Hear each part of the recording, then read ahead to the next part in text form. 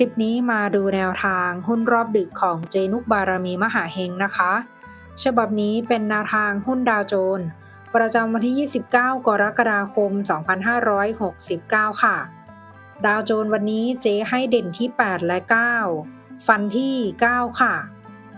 81 82 83 91 92 93 ชุด 3 ตัว 089 แนวทางโดยเจนุกบารมีมหาเฮงค่ะ แนวทางมีเข้ามีหลุดนะคะ ถ้าใครเห็นเลขแล้วชอบค่อยตาม แต่ถ้าไม่ชอบปล่อยผ่านก่อนได้เลยค่ะ ฝากกดไลค์กดแชร์กดติดตามพร้อมกดกระดิ่งแจ้งเตือน เพื่อที่จะไม่พลาดคลิปใหม่ๆจากช่องระฆังทองด้วยนะคะ ขอบพระคุณทุกท่านที่เข้ามารับชมค่ะ